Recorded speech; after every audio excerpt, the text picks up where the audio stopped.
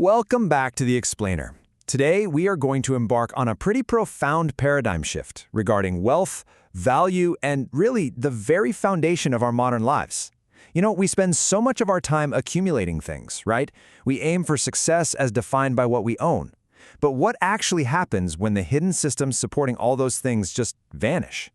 Today, we're stripping away the illusion of value to uncover some brutal truths about economic collapse. Okay, let's dive into this. Imagine it's Tuesday morning. Your phone alarm goes off right on time.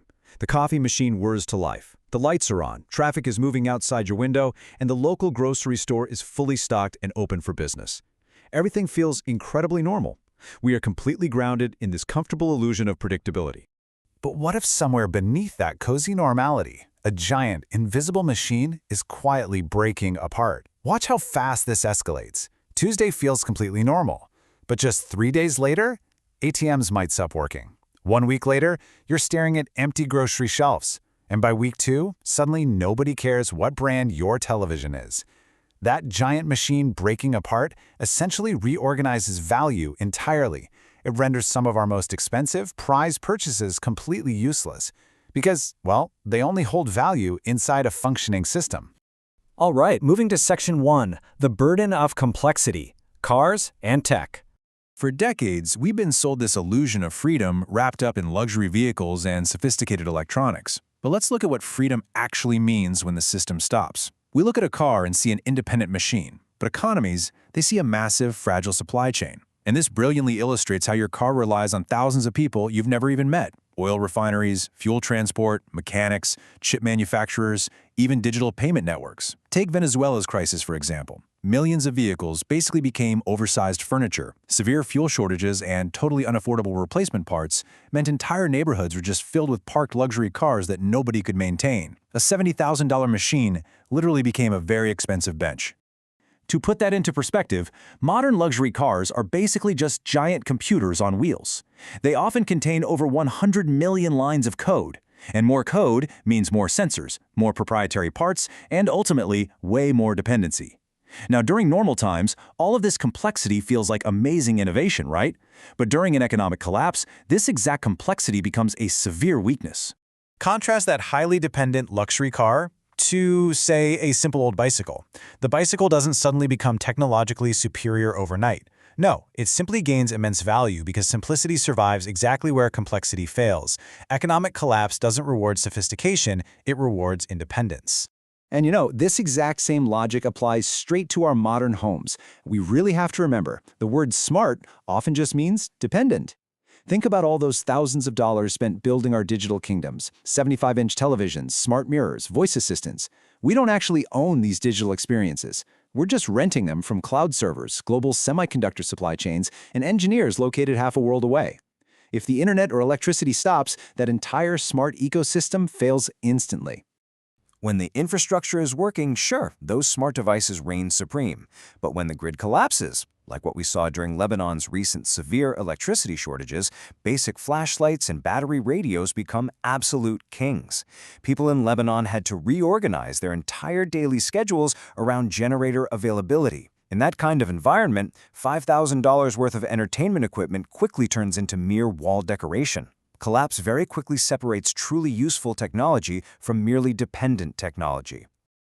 Let's move on to Section 2, the trap of prestige, homes and fashion. We're always told that massive real estate and luxury goods are the ultimate safe investments, right? But let's challenge that assumption for a second. Shelter is always valuable, absolutely. But a huge house is really just dozens of future purchases disguised as one. It's a bundle of heavy assumptions. You're assuming energy remains cheap, property taxes stay manageable, and water systems keep functioning. When those assumptions fail, an oversized home doesn't just sit there. It acts like a hungry animal that continuously consumes resources you might no longer have. Imagine the carrying costs of a massive 6-bedroom home if inflation suddenly hit 50%, then 80%, and then boom, 100%. Your real income shrinks while maintenance costs absolutely explode. During Argentina's 2001 financial crisis, a ton of households were forced to downsize precisely because these oversized properties became massive, unmanageable burdens.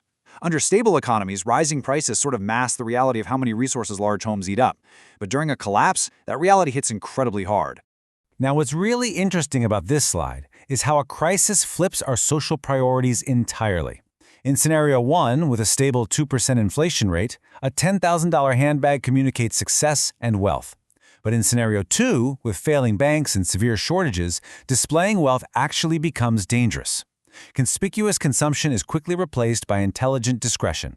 People stop asking who is successful and they start asking who is prepared. Because ultimately, showing off prestige during a collapse is kind of like performing an expensive magic trick for an empty theater. Luxury goods derive their value from exclusivity and collective social agreement. But economic collapse destroys that social context. It destroys the audience that appreciates that exclusivity in the first place. And without the audience, the value of prestige completely disappears. Which brings us to Section 3, the paradox of cash.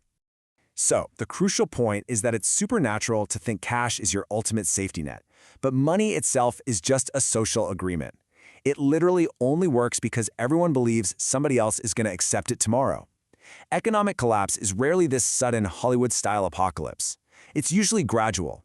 Trust erodes, then confidence erodes, and then the currency itself erodes.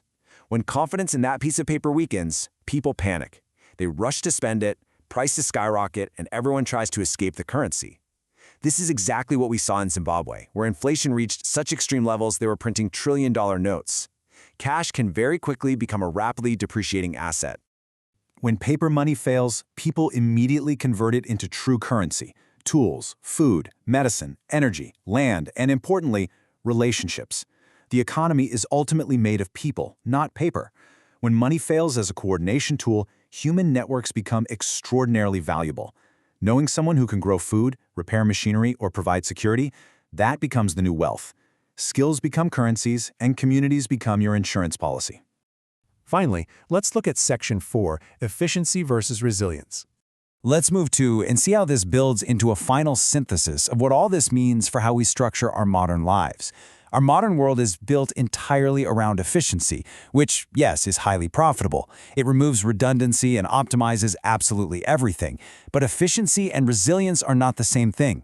Resilience keeps redundancy alive. It leaves room for failure. Our modern prosperity trap lies in choosing fragile efficiency, bigger homes, smarter devices, highly complex systems, over true, durable resilience. We so often ignore this critical reality. Useful is not the same as expensive, and durable is for sure not the same as luxurious. Human optimism makes us assume tomorrow will always resemble today. And that optimism blinds us to the invisible cracks in our highly dependent lifestyles. The safer we feel, the more dependencies we accumulate, completely forgetting that what is expensive is not always what is fundamentally useful. So I'm going to leave you with this thought-provoking question to ponder.